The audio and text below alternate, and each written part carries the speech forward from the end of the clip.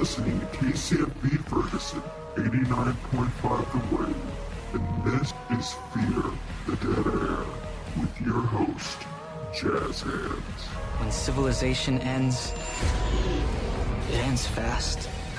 That is right, you are listening to the one, the only Fear the Dead Air here on 89.5 The Wave. I'm your host, your friendly neighborhood DJ, JazzHandss, rocking out, having a blast. Going to be talking about last Sunday's epic, because it was good. I'm not going to lie. It was really good. Had some problems with it, but they were super minor. Fear, this is what I'm doing. Round of applause from just me. Just going to be me today. But round of applause for Fear because, my God, this was a really good episode. So like I said, going to be talking about last Sunday's Fear the Walking Dead episode.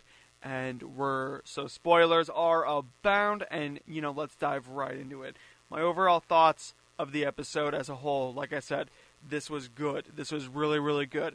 My brother, who is a bit of a stickler when it comes to Fear the Walking Dead, he didn't like Season 1. He absolutely hated Season 1, and he has not seen any of Season 2. And he's come in. I was just watching it. He kind of came in just to kind of check it out. Maybe at the 30-35 minute marker, and then stayed through the rest of it, or not even 30 minute, maybe 20-minute marker, and stayed for the rest of the entire show. And he's like, "Yes, this was a good episode. This was a really good episode." They're finally starting to really start to get there for him. So for me, I love it because I've been watching it the entire season. But yeah, this was a fantastic episode. One, I want to say I got a weird kind of Fallout vibe from it, like Fallout 3 or Fallout New Vegas or Fallout 4. I got a Fallout vibe just from it because of the town that Nick was in, the supermarket, which I'm going to get into the supermarket because oh my God. Oh my God. But, the supermarket, the hotel, these were such interesting, unique areas to explore. And that's one of the things what I do have to say for Fear that I really like a lot more than almost Walking Dead is the sceneries. The hotel with the clouds and everything like that, and just how it looked amazing. It was cool. That's such an interesting idea of you're in this giant hotel, you don't know if walkers are there, and you're walking in the hall and you see, oh, this door is marked red, this door is marked blue, because Walker's inside the red, Walker's not inside the blue, and it's well, is somebody else here with us? That is such an interesting and unique and fun idea, and I'm liking it. I love to play with that stuff, because it's so cool. It's so cool. We'll see how it goes next week, because we're still going to be in the hotel, but we'll see how that goes next week. But, the town and the supermarket, everything is visually pleasing to the eyes, and it's just a new change of pace, and it's we're constantly moving and going to different places, and so I appreciate that, and I like that quite a lot. The character development in this episode was also really fantastic. I really think, I think we saw, I'll be honest, I think we saw Nick's true colors. I really think we saw Nick's true colors when what happened at the supermarket. He, I don't think I think he's done that before. I don't think that was his first time ever standing up for himself like that, going, oh, well, you need this, or you need this, and so blah, blah, blah, blah, blah. He's probably done that multiple times with countless drug dealers, so he knows how to handle himself in that world. And that was, honestly, I wouldn't say borderline Negan, but it was pretty close. It was pretty close. Now, if it was Negan and he said that, Negan would have just killed him right off the bat. He wouldn't care. We'll find more. We'll find more. We'll find other saps. But, yeah, that Nick's character development in this episode was pretty interesting. And I think, because throughout the series, yes, he's had problems with the drug abuse and everything like that, but they've always also kind of made him out to be a very likable character, which makes you sad about the drug abuse. But this is the first time I think we've seen his true colors and how harsh he can be and how mean he actually can be. And so that was interesting. That was a lot of fun. Of course, Madison had a lot of character development, a lot. And she has to be going through quite a lot. Because Madison is just one of those characters who she tries so hard to keep everybody together. She's lost so much. And then the people that she wants to save don't want to be around her. And, anymore. Travis left with Chris. Nick doesn't want to be around, and her own daughter is just kind of, annoyed with her, And it's honestly, and I'm starting to really see, kind of with Madison, what's really kind of going on with her. I think, okay, hear me out. I think she might have a little bit of a problem, too, with maybe substance abuse or something like that. Not in the way that Nick does, but in a people way for some reason.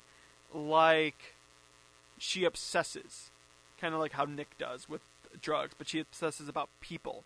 She won't let something go until she gets her way or until she gets something done. That's what it seems like. How she kept looking for Travis for the last 2 days, and she's like, no, and eventually she finally gave up about it. But, then she got drunk about it. But, still, and I really like that we did get to dive in a little bit more about Madison's ex-husband, or the husband who has passed away. We got to kind of talk more about it. I don't remember because, okay, I recorded it. It was on my DVR, but I watched it all live, and it was really good. And what I normally do to prepare for the show is I sit down, rewatch it, and I type out what I'm going to, questions I have or interesting kind of tidbits that I found that were really interesting within the show. And my DVR got corrupted, so I wasn't able to fully get everything that I wanted to or needed to get when I was doing the review or writing up for this review.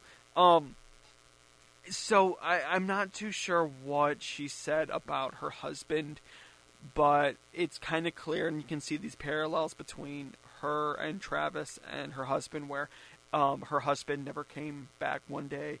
He probably left and went to the bar quite a lot, or went to do some shady activity. I still think he had drugs. I still think he was on drugs. I'm not 100% sure all what happened. I don't remember. But I'm pretty sure he's still on drugs, or he was on drugs. And that's kind of one of the reasons that he died, and that explains why Madison, also said, well, Nick was born, what was it? Nick was born, cursed, or Nick was born kind of alone or messed up or something like that. And so it's I think that Nick from birth has been dealing with this substance abuse in his system. Because if I think one parent, I'm pretty sure it just has to be the mother, but I'm not 100% sure on that. I am not a doctor.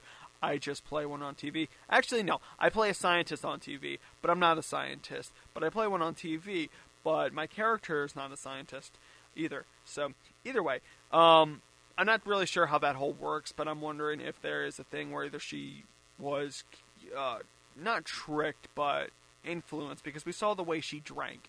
And she went in. She went in. She could hold her liquor like the best of them. But, I'm wondering if her ex-husband was one of the ones who really got her hooked, and then she got clean, but he never did. And she knows what it's like, and so she's trying to help him. And then Nick was born, addicted. And so that's kind of why he's done it. I could be looking way too hard into it.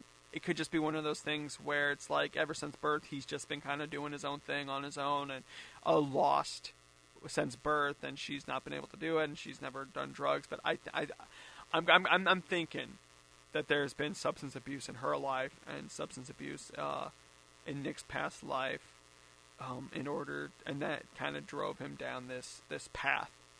And it's one of those things too where her husband never came back. Her husband never came back.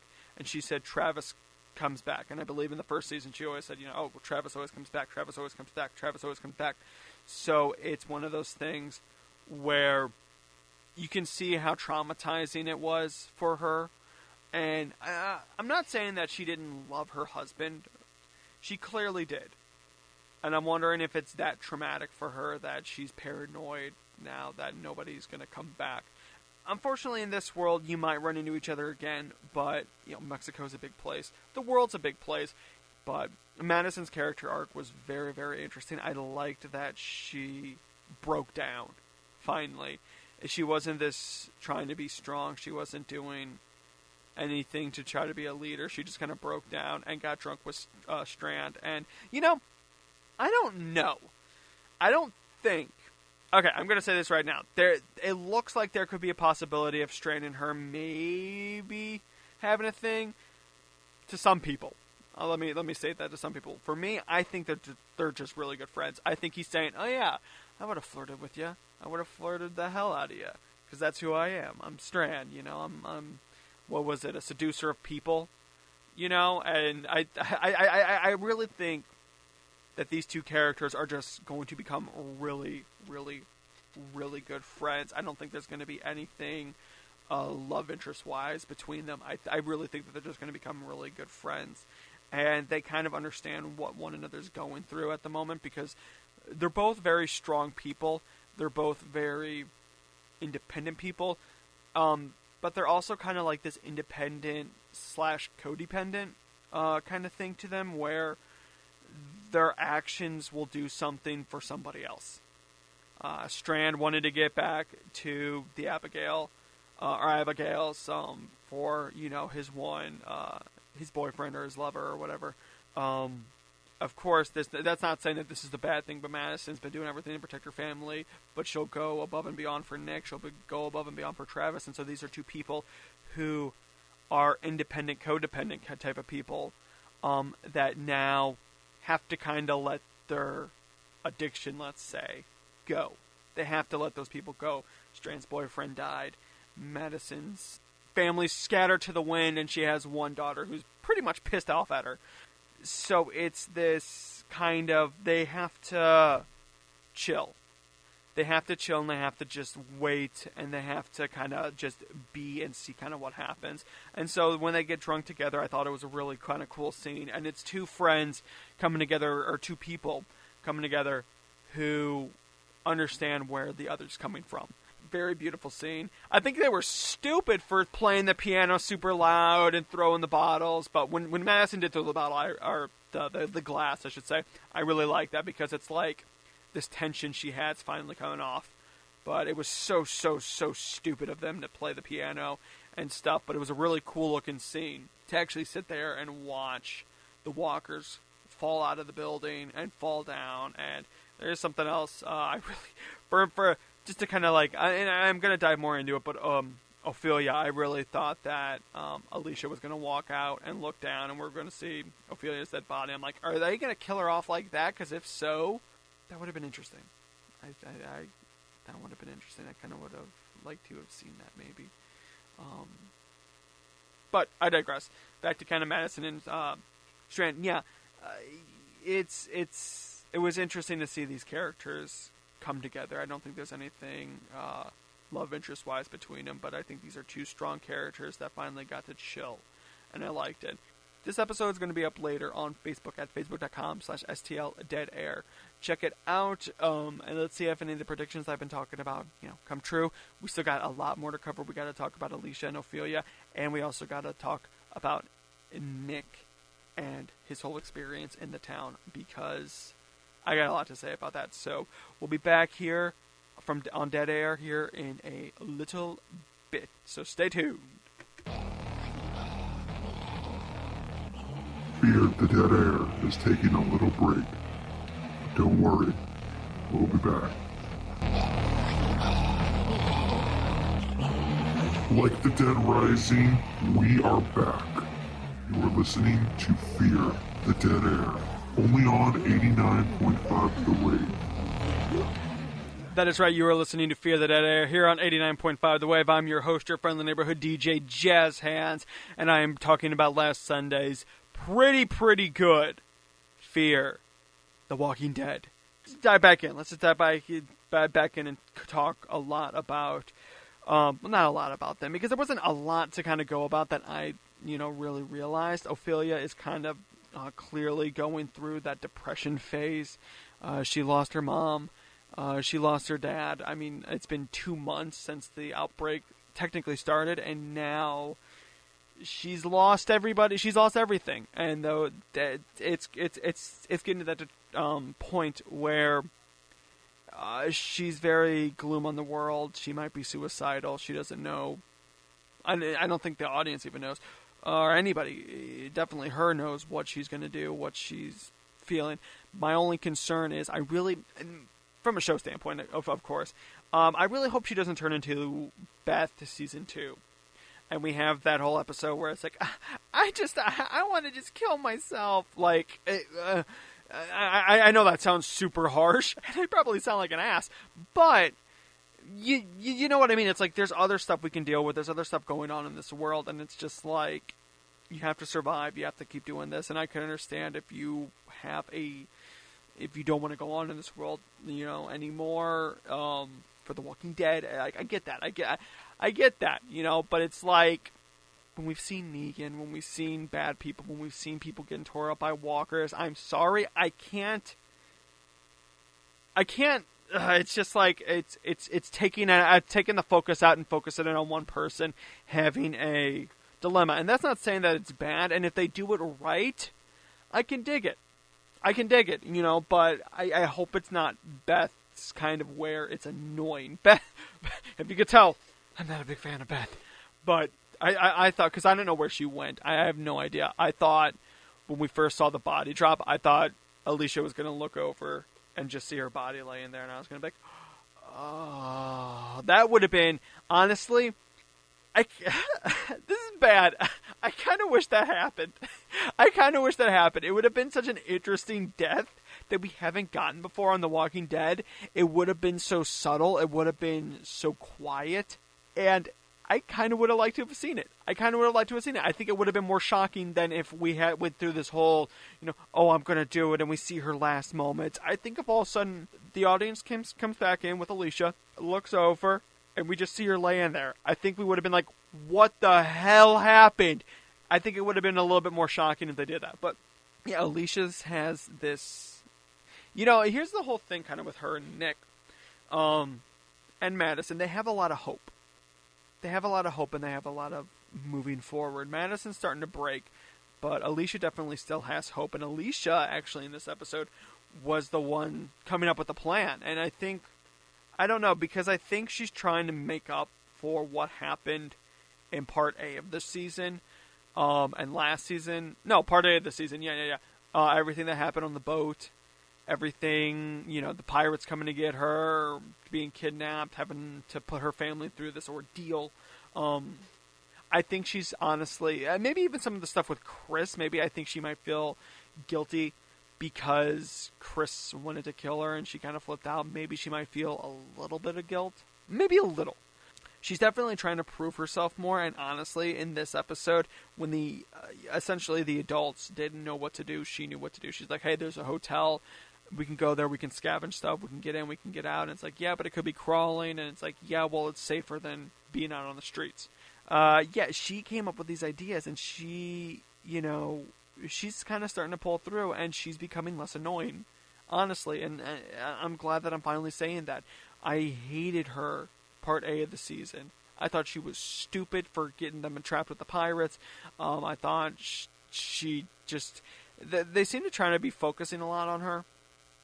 But this is how you do it right. And next episode, from what I can tell from the little clip, that they showed us from Talking Dead, it looks like she's going to become a little bit of a badass. And I'm excited to see that. But she's starting to come around, and I'm enjoying it. So we'll see what happens. We'll see where she goes. Now for Nick, because I gotta talk about my boy Nick. So Nick's whole story arc was very, very interesting, and this town was very, very interesting. Now, the wall for me is, I don't get it.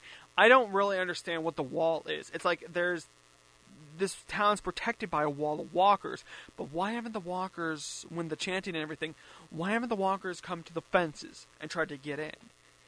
It's like they don't have anything to do with the town, but they're standing there. It's very weird how they have it. And I don't understand what these kind of walkers are, why the town hasn't been overrun yet. I assume that might happen at some point, but it hasn't been overrun. So it's like, could it be that everybody inside's sick and dying?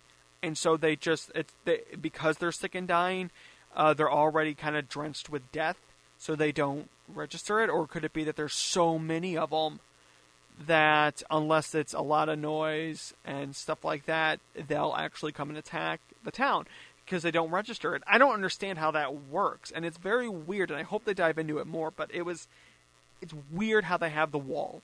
We got a little bit more, character development with, like I said, Nick. Like I said, we saw his true colors.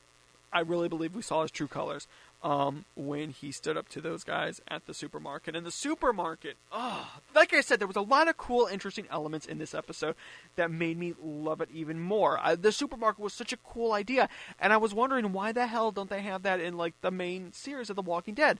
Like, you would think that if certain civilizations or people popped up, that certain gangs, like, let's say the whatchamacallit gang from season 1 at the nursing home, what if they would go out, scout out stuff, and then they would be like, hey, you need food, you need water, we have plenty of that. Trade us pills, trade us medicine, trade us this, and actually start trading posts around in this world. I'm like, why don't people do that? I understand that there's different groups and you need to be wary, but it's like, why not make it so it's like normal day society, but survival based? I don't know. It's such a cool idea, and I love it, and I'm glad that Fear did that. It's so cool. But we got some cool character development from Luciana, and we got some more backstory to her. Clearly somebody, the only person that will miss her is missing, and she knows how to handle herself. She knows this gang. But again, she's obsessed with Nick a bit. She's obsessed with Nick. Not obsessed, I would say. Let me take that back. But she's one of these other characters that all of a sudden she's taken Nick under her wing. She's like, you follow me. And granted, it's one of those things where it's like, well, if you die, nobody's going to miss you. Sort of thing.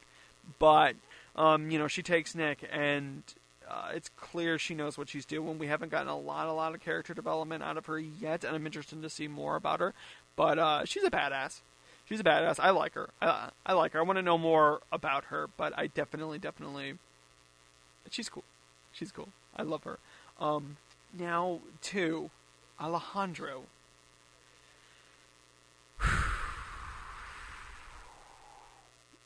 What can I say about Alejandro? He's an interesting leader. He's kind of... I view a little bit of Herschel in him. But more of a radical sense to where, this is a test, and the people that truly will believe in God and stuff like that will survive. We will survive. And that's not a bad thing to think about, but it's gone from, like, having this hope to maybe corrupted hope, if not almost cult-like. I mean, they feed the sick, and they feed their sick and injured to the wall, which you would think draws them in close, but they have a really, really weird relationship with the dead, and that's interesting, and I can't wait to see kind of more of it, and I hope they dive in more into it. And Alejandro was interesting because he looked like he got bit and is immune. He looks like he's immune to the virus, and that's big in this world. That's huge in this world. If he's immune to the virus, like, I don't know. I don't know where to say. Like, my mind's, like, lost. I don't know where they're going with that. The only thing that I will say is it seems like Nick kind of is, when he was watching them chant about survival and stuff, Nick seemed very apprehensive, and I think it's one of those things where Nick bit off more than he could chew, and I'm kind of excited to see where they take him. But that's pretty much it for me.